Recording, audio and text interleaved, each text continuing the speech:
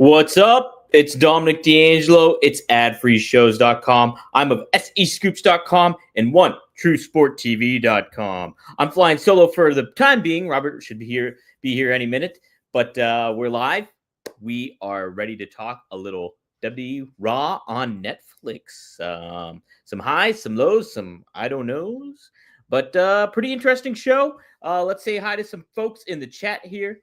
We got Triple E starting us off, 4 matches with 3-hour Raw and no R-Truth segment, and assumed we was getting Final Boss Rock. Like on the post-show, Triple H said he was glad Jay used the "just say no" when Travis Scott offered a hit.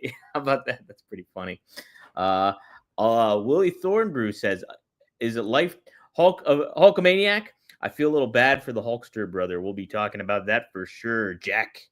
Wrestling Old Head says, "Red Carpet Raw Soulmania was last night. This should have been a good show to bring back the Slammies." And he follows up, "The Rock coming out at the beginning and nuking the whole build of the past year really set a tone for this show. Maybe you'd rather finish the story with Vin Diesel." Wow. Wrestling Old Head. Yeah, man. Yeah, let's talk about it. I really did enjoy the opening video package. I thought what Triple H did with that and laid it out, like just doing the voiceover, the visual of the painting, and times of yesteryear and everything like that. It was a really nice homage to the wrestling fans in general.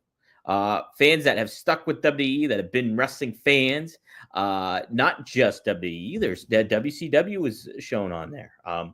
Old history of Bruno Sammartino. I believe Lou Thez was shown in this video package. Maybe even Gorgeous George, if I'm not mistaken. But so it was a really love letter kind of intro, and that had Triple H fingerprints all over it. I thought it was a really great intro. I thought the presentation of that curtain dropping down and then Triple H standing there was really cool too. Really set the tone and the atmosphere for what we were seeing when it came to Raw and what Netflix was signifying for. This felt like a really, really big deal, and I thought it was set up very well. Now, then The Rock comes out, and let me just say this straight out. The Rock is one of my all-time favorite wrestlers. He's undoubtedly on my Mount Rushmore. I have Scott Hall's on there. The Rock, Bruno Sammartino, and Dusty Rhodes are on my Mount Wrestling Mount Rushmore. Those are my 4 guys. I have a good reason for all of it too. And The Rock was somebody that really got me ingratiated into the WWE product, like during the Attitude Era. Wasn't for him, like he really got my fan going for that. I thought he looked great. His entrance is amazing. Everything to that effect was really hit home for me, and I was really excited to see what he had to say. And then it felt like a presentation that you would show at an annual shareholders meeting. Hey, this is what WWE is all about.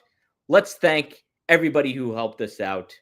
From those Netflix guys up at the top to people at ringside, TKO, to everything to that effect. And I understand the aspect of, hey, you got to tip the cap and stuff like that. But was this the right platform to kick off your show? You really want to set, and then you have that aspect too, the major aspect that Wrestling Old Head was just mentioning, that, hey, this has been a nearly almost 2-year storyline here with Rock. Oh, I guess not really near. It's more like a year, where this tension has been building and building between him, Cody, even Roman. And here The Rock thanks Roman. He thanks Cody. Cody's at ringside. It felt so counterproductive. Such an upsetting aspect that came with all this. And that I thought was just a shame. It took the wind out of the sails, I think, of the pomp and circumstance, the excitement surrounding this, what was an amazing visual of what we were seeing here in Los Angeles at the Innuendo Center. Is that what it is? I know it's the tax thing, whatever. But either way, like the new canvas, The referees' outfits, say what you will about them. I know Mike Chioda was like, I don't know. He saw that online too, and I was like, yeah, I'm kind of with Mike. It looks like kind of Applebee's ish, I think. TGI Fridays, the new referee outfits. Uh, but like, and the advertising is kind of neat to see in the ring too. I liked a lot of the presentation, but man, was this a real miss here with The Rock, I think. And that's, you know, who did, even if The Rock, and I kind of took this as an indication that The Rock will not be at WrestleMania. He will not be able to make it, or he won't be as big as a factor as it originally slated to be, because this is just a complete pivot from what we saw at the Raw after WrestleMania. The intrigue of what The Rock gave oh my gosh, Cody, and everything to that effect. And then what the mystery? Okay, whose side is Rock on? What's going on with the bloodline? Is he pulling all the strings here? Does he have a hidden agenda against Roman Reigns? This all just did not hit. And when you think about too what they had with the tribal combat match, um, I thought the crowd was into it. I like Solo a lot. I think Solo kind of stepped up in this match, and him and Roman had a pretty good opening match. Now, that being said, I completely forgot it was tribal combat and the steel chair being used. Everything that is one thing, and Robert mentioned about this yesterday too. Was that he's critical of when uh, the attention to detail is not really taken care of, and that's across the board with wrestling. Here, I wish they would have done a little bit more with explaining, hey, what differentiates a tribal combat match between any other no disqualification match or any hardcore match that we've seen in the past. There was nothing that really signified what this was besides the Ulafala on the outside. And but I thought the two put on a good opening match, and Roman gets the win. What was next? I was ready for Solo to acknowledge Roman, but out comes The Rock again. And what are we getting here? Is The Rock gonna put the Ulafala on himself? That's originally what I thought was gonna happen. Was he gonna, hey, no, I'm the tribal chief, not you. I'm the head of the table, not you. But instead, he puts it on Roman. And it'd be different if uh circumstances happened differently at WrestleMania, and what the pun intended, what the table set for these two, and Cody involved as well. But it didn't. It felt like The Rock. Okay, here's me. The Rock is undoubtedly like the biggest star in wrestling. Modern day. And I think you can't argue that. I mean, you can make an argument. Sure, you can. You can. I mean, you could say Stone Cold Steve Austin, was, in his own right, really, he exploded the Attitude Era. The Rock is like the biggest star because of his stature, of his status, not just in WWE, but in Hollywood and pop culture. Hulk Hogan, you can also make the argument for too. We'll talk about him in a little bit. But when it comes to, you want to bring that top talent, that Roman Reigns, that Cody Rhodes, your top two baby faces, arguably in WWE, not counting CM Punk. You want to bring them up to that level, up to The Rock's level, even if that's not necessarily accurate. But that's the whole point of wrestling, is giving somebody the rub and building them up. This felt like, hey, Roman, hey, Cody, you're good stars. I'm friends with you, but that's your table over there. The kids' table, you're the head of the kids' table. And I'm over here. That's what it felt like. Was that The Rock's intent? I don't know. I don't think so. I don't think so. I think he was he thought he was doing them the favors, basically. Hey, I'm The Rock. Boom. Check this out. But I don't think it hit home. Let me know if you guys think differently about that, because it really, this whole, and then we had John Cena come out. I always enjoy seeing Cena now. It's really, I think it's pretty neat to see him, how far. Like people, Cena used to come out, he'd get booed horrendously, just doing the same stuff he was doing last night. And but it's neat to see him. Hey, he's actually getting the respect he's earned. When it comes to the fandom, and the fans are thankful for him. I think that's pretty cool. What I didn't think necessarily hit was just this should have opened the show, not The Rock's promo. Cena's promo should have opened the show. That would have felt like less of a shareholders meeting. But when you combine all this together, when you have The Rock there cutting that promo, all this stuff that happened there, and then in tandem with the match that happened, and then you have John Cena showing up, all this in tandem still felt shareholderly. But if you open the show with Cena, you scrap that Rock promo and doing something different. Even if The Rock is not scheduled for WrestleMania, he's not set to be there, then just continue something. Leave that door open for hey, we've been invested in this feud of what The Rock could be up to for here, and he just tapered it all off. It just dumped water all over it. So the whole first hour and a half, whatever it may have been, it was not quality stuff. Like you would think. I've seen way better Raws than this in the past several weeks in the build up to this than what we actually got for the opening Raw here, the first half of Raw. Then we transition into some more matches when it comes to Rhea Ripley and Liv Morgan. And I thought that was a great match. I thought they were great. I thought Rhea is a very big star. Rhea wins, hits 2 Riptides to get the definitive win against Liv Morgan, despite some chicanery from Raquel Rodriguez and Dominic Mysterio. And then gets that moment to celebrate and stuff like that. And then who comes out? The Undertaker. Not the dead man, the American Badass version, Kid Rock and all, motorcycle and all. I will say I don't think this necessarily hurt Rhea, in regards to hey, Undertaker's stealing the spotlight. Rhea got her moment to do that, and I think if you didn't have Rock come out and put the Ula Fala on Roman Reigns, this would have felt less like, oh my God, okay, it's another veteran legendary talent putting somebody, hey, good job out there, it would have felt less like that.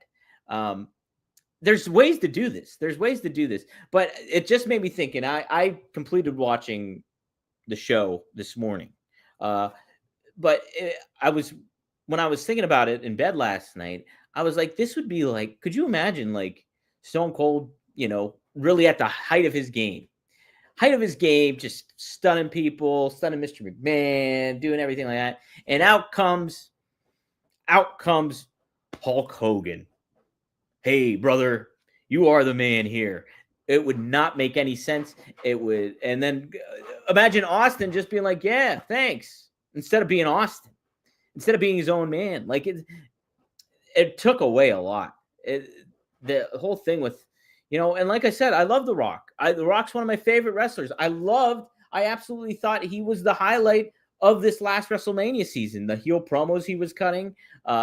He made wrestling entertaining, really entertaining, mainstream entertaining.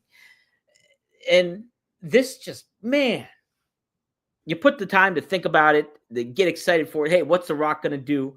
And this is what happens. So yeah, it's kind of a bummer. But I did enjoy it. I like the aspects of them blending in actual, not to say that wrestlers aren't celebrities, but celebrities outside of wrestling in with wrestlers. So you saw oh my gosh, who am I trying to think of? Well, there's Topanga there, which was awesome. Topanga with Eric. I gotta say, I was never a huge fan of Boy Meets World. I didn't like the comedy of it all. But Topanga, I mean, how can you not like Topanga? And so it was cool seeing her. Man, maybe pop of the night, Macaulay Culkin. Holy smokes! Apparently, Kyrian was there, who just won a Golden Globe, and they didn't show him. I can't wait to see Kyrian in Glengarry Glen Ross, March 10th. And funny enough, that's in New York City. And what will also be in New York City at that time? WWE for Raw at Madison Square Garden. It's gonna be a big couple of days for me, I think. But either way, I did like them blending in the celebrities with the wrestlers sitting in the crowd. Made a lot of the wrestlers feel like a big deal, and I think that's how you do it. That's how you do it here.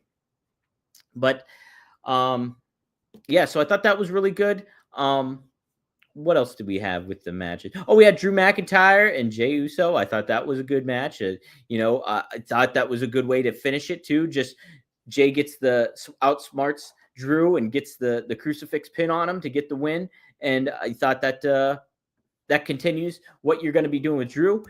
Keeps Jay hot and gets him a good win against a top star in Drew. So I thought that was well done as well.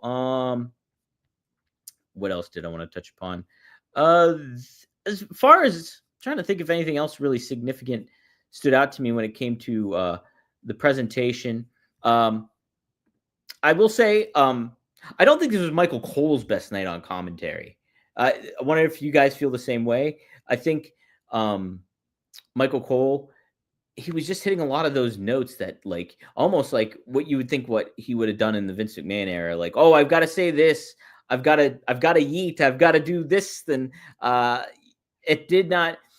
It reminded me of the times where stuff would catch on, with fans, whether that was like the Yes Movement. I'm just thinking of stuff off the top of my head. Yes Movement, you name it. Certain things that were really like popular with fans during McMahon's era. And then WWE would co-opt it, via Michael Cole. Michael Cole would say stuff. And you see the commentator, who is supposed to be the voice of reason, doing all this kind of stuff. Some of it just, I thought this was Michael Cole's had, and I thought he did a good job in like providing context, backstory, like Seth's main event with Punk and their history. Some of it just it didn't click. I don't know. Was I off on that? That's how I kind of felt about some of this stuff.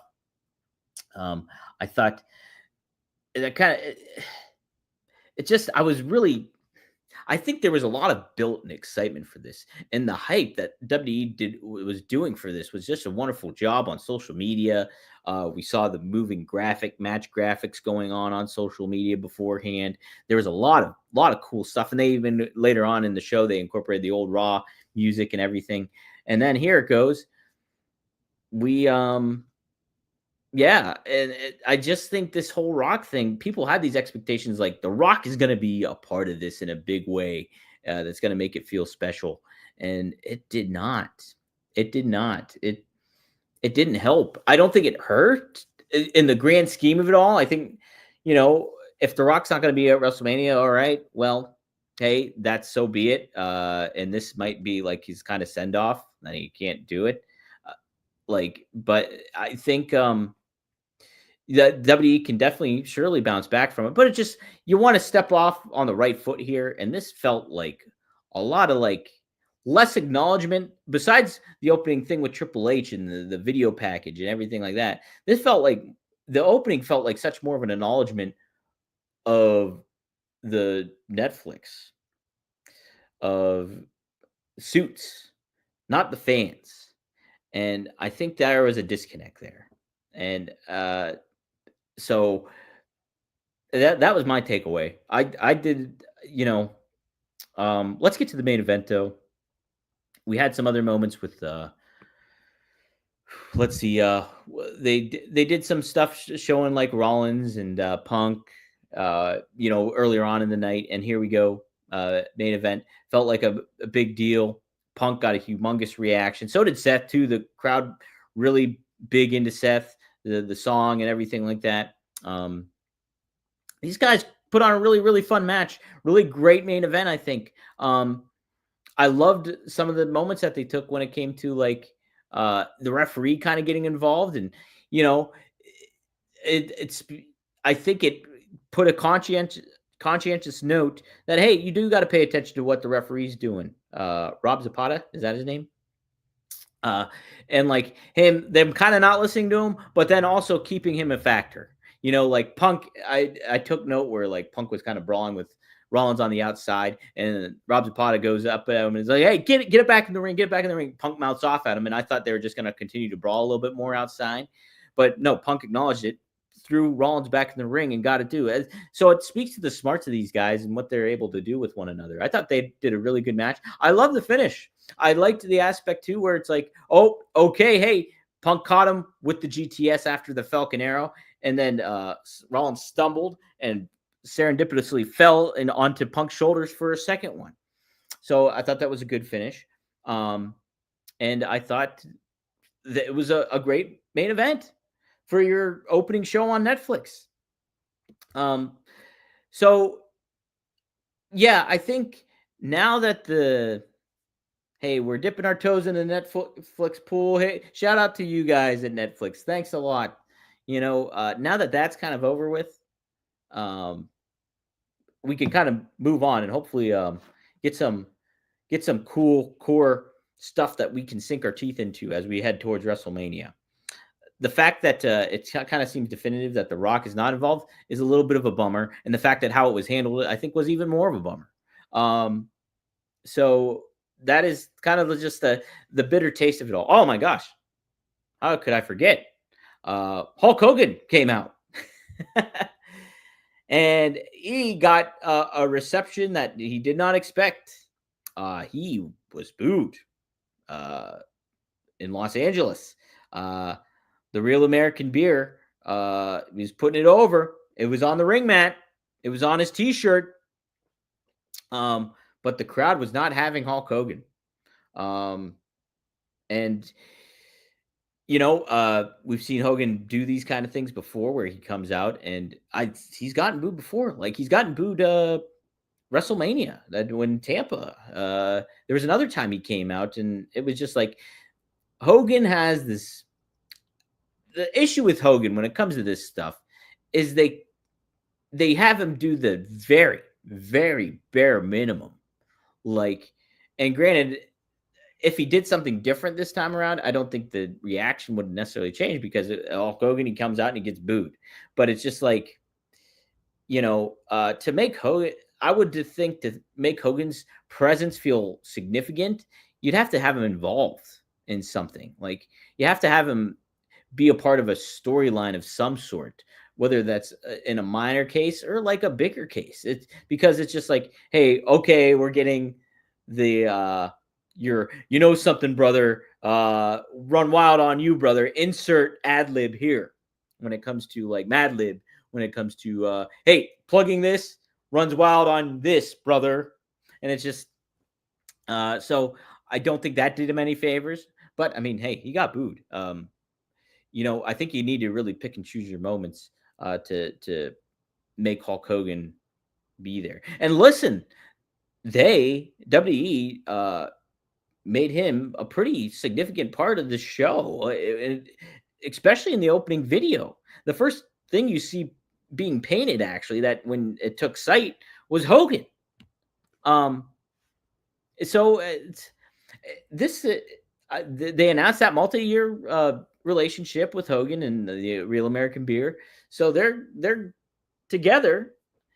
I would just now I'm not diving into political stuff by any means of the thing, but if you're WWE, I'd probably be a little bit more selective of what color your state might be when you bring Hogan back. You know what I mean? Hogan was polarizing because of the heinous stuff he said back in 2015. Was it 2015? And then obviously like there's that. But then when you pick a political side, you basically cut your fandom in half in certain ways with a particular part of the audience. So you don't do yourself necessarily any favors from a publicity standpoint. You might get bigger, might get some more fans on a certain side, but that other side might not like you as much anymore. And as polarizing as politics can be nowadays, it's even a little bit more accentuated. Yeah. Can I say I don't think anybody was necessarily surprised by this outcome, but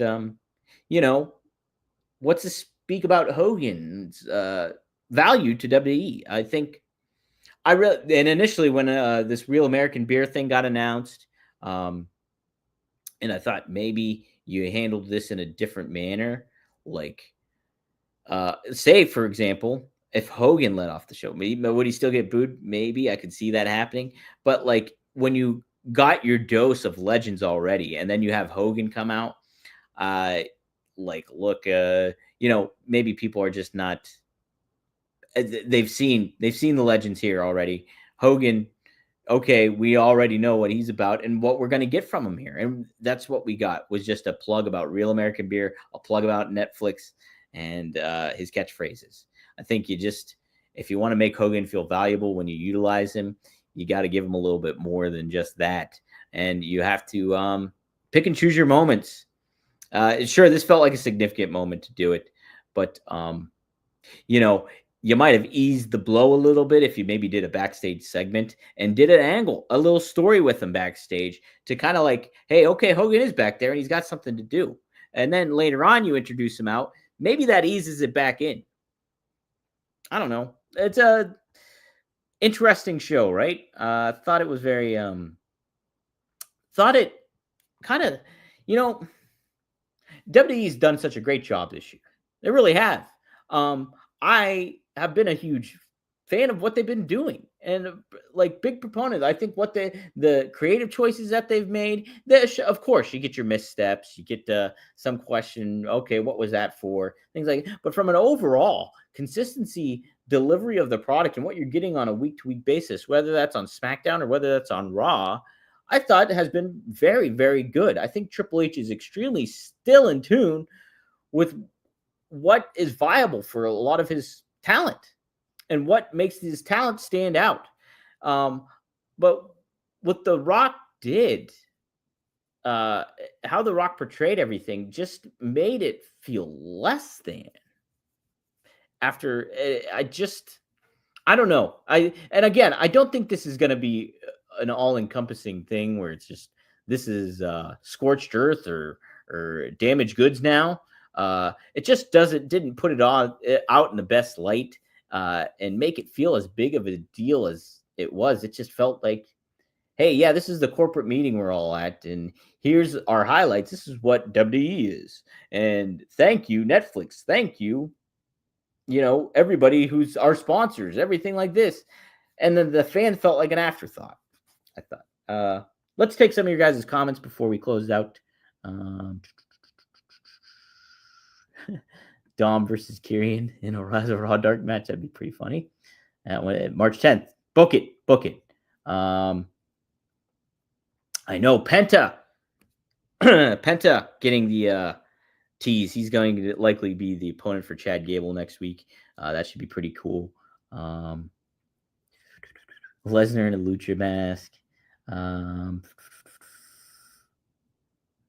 Oh wait, what did I miss? This Pat being like, I don't know how much great American beer this crowd is drinking.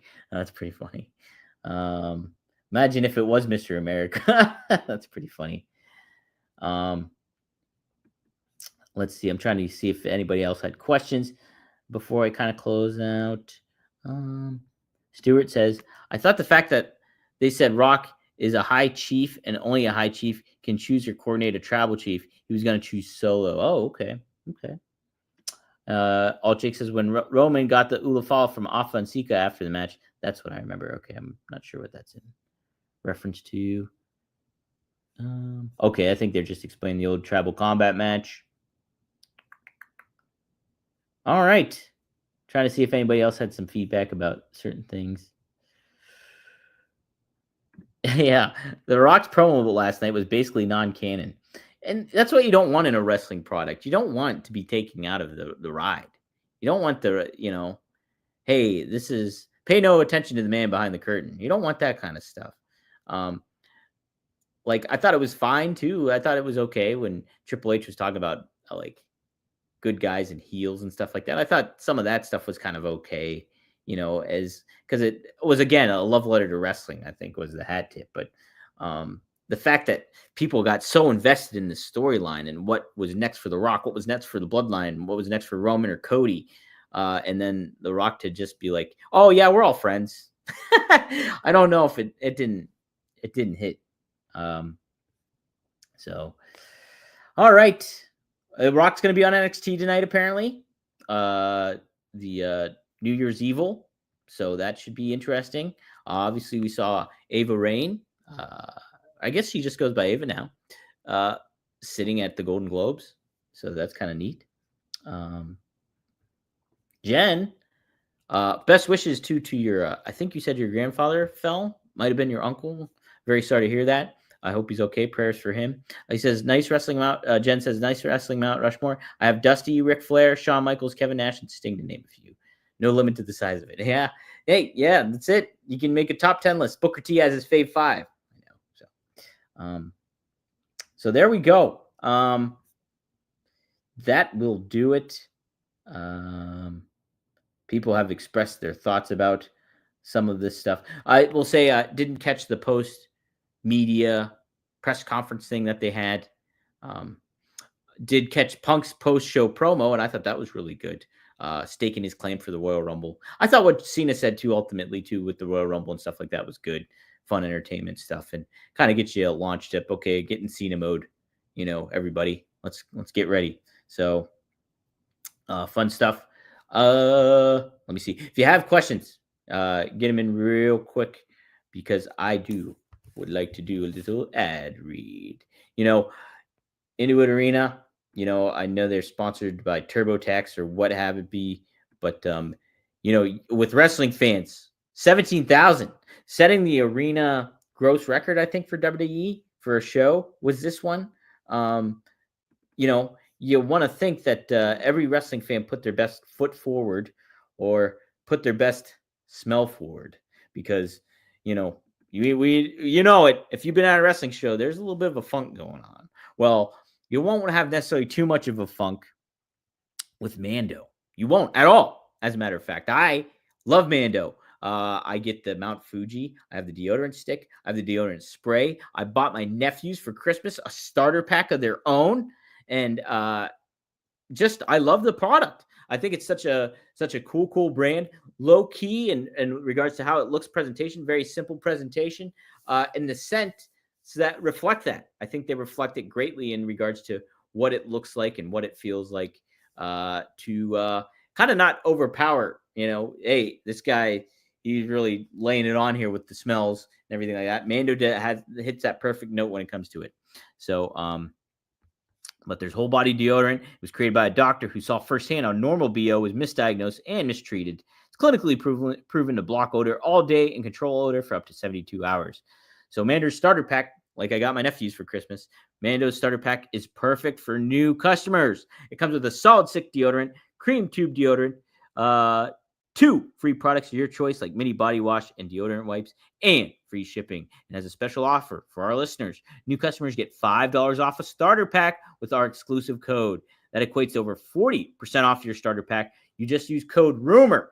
That's code RUMOR at shopmando.com. That's SHOPMANDO.com. Please support our show and tell them that me and Robert sent you. Smell fresher, stay drier, and boost your confidence from head to toe with Mando. All right. Thank you, Mando. Joe Hendry at the Rumble. I still believe. I do too. Why would you not put him in there, huh? I think he's a surefire bet. Magnum has a previous obligation tonight, so we are not doing the show today. I have to text them and figure out what day of the week we are doing a show. But Triple E, you'll be happy to know tonight it's going to be me and Bill Alfonso live, 8 p.m. Eastern Standard Time on OneTrueSportTV.com or on RVDTV.com. We have a special guest, somebody that you all are very well aware of. I will say that, and that's it for a little teaser. So, yes, tune in tonight. Fonzie is back. First episode we're going to do of 2025. Excited to chat it up with Fonzie, see what he's been up to, and tell some fun stories. Get your guys' questions and all that stuff. So there we go. Anything else I want to touch upon? Doesn't feel like they are setting up for Rollins winning the Rumble and Punk cashing in his favor to get ahead of Roman and get a title shot. Yeah, I'm kind of okay with going along for the ride right now and not really trying to figure out what they're doing, especially now that The Rock seems to be off the table. I'm you want to create that element of, hey, who's going to win? Because it could be Punk, could be Roman, could be my gosh, who's the other guy I was just thinking of who feels significant? Hey, could be Drew, could be my gosh, what's the big name? I just had him in my head. We're just maybe talking about him. Punk, Roman, uh Punk, Roman, Rollins. I don't think Rollins is going to win though. McIntyre. Why am I blanking on somebody that could? Oh, Cena. Cena is the one I'm thinking of. Cena would be a good one too. So I like that. I like that kind of added excitement. What's going on? So cool. As far as anything else goes, be sure to check out Working Stiff Patreon. Very good episode. Very chock full of content episode here on Working Stiff. You can sign up for their Patreon. Just type in Working Stiff and Patreon. I'm sure you can find it that way. I'll start including the links to the Patreon for Working Stiff if you guys do want to subscribe up and figure it out, because it's cool. They did. Robert and Scott deliver an extra episode for subscribers, and then Robert I believe it's every 2 weeks does something to sports entertainment with which where he reviews Raw. So those are for different tiers. You can check them out. As far as what I've got going on, like I said, Fonzie, me and him tonight, rvdtv.com. Be sure to tune in, subscribe, share, get the word out. Get the word out about the channel. Me and Fonzie want to grow this thing along with everybody. And OneTrueSportTV.com. Be sure to check that out. Happy that we joined forces with Brass Ring Media. That's of Zach Haydorn, who used to be a PW Torch, but now he's a Sports Illustrated too. He's got a great team that he's brought on board to do live shows for OneTrueSportTV.com, where we do recaps, we do fan interaction, stuff like that. There's more stuff planned. I have planned to do on the channel as well. So go to OneTrueSportTV.com, support that, what we got going on there. And also type 1tsport.com for if you want some great legendary merchandise or wrestling legends, go to 1tsport.com. We have Bruiser Brody. We got Magnum TA. We got the exclusive rights to Four Horsemen. So if you're a big fan of Arn, we have Arn Anderson on there. We've got RVD. We've got Sabu. We've got Fonzie. We got so many different. Check out the merchandise that we got created on there. Nikita Koloff. We got Paul Orndorff, Mr. Wonderful Paul Orndorff. Such many. Kurt Angle. Such many great names. So check it out. 1tsport.com. Check out, scoop up a t-shirt, scoop up a mug, whatever you see on there. We got some good content on there. So check it out. But thank you all for tuning in today. I will have to see. Robert must have been on quite the assignment because I don't see him. But thank you all for tuning in. You can always check us out on the Working Stiff YouTube, the Ad-Free Shows YouTube, the oh my gosh, what's the other one there that I can't see? Whose YouTube is that? Is that mine? Hold on a second. Hold on. Whose is it? Gotta figure out. Oh, the Rumor and Innuendo YouTube. The SE Scoops X account, the WD Creative _ish X account, and then my X account as well at Dominic D'Angelo. But thank you all for tuning in. Triple E, Devin Dallin, Wrestling Old Head, Stuart Green, Alt Jake, Michael Watson, big fan of him. And everybody. So give us a shout out on socials too. All right. Hey, guess what? We got a preview tomorrow. The Dynamite. Oh boy, what is it? This is Tony's time to strike. I think maybe I haven't really seen too much of the reception yet about what people have thought of Raw, but I did get to note of like, hey, Hogan got booed. This Rock thing did not sit well overall, I don't think, with the fan base. So let's see what happens here. It kind of creates a little bit of intrigue. I really want to see AEW do some good stuff here. It's very frustrating sometimes to cover. I enjoy their product. I enjoy the talent there. I like Tony Khan as a person, and I think his intentions are well. I just think he's spread his plate too thin and needs to delegate some duties and put your trust in the people that you've hired to do their job the right way, because you got a lot of good legends that can help you out and get your product to what it should have been originally and what you got, the identity that was created early on in the thing of AEW. All right, I'm going off a tangent. That's it. Went a little over this time, as I usually do when I fly solo. But thank you all for tuning in. I'll see you tomorrow here on Rumor and Innuendo. Best of luck in your future endeavors. And hey, go Jets. Who's going to be their coach? Is it the final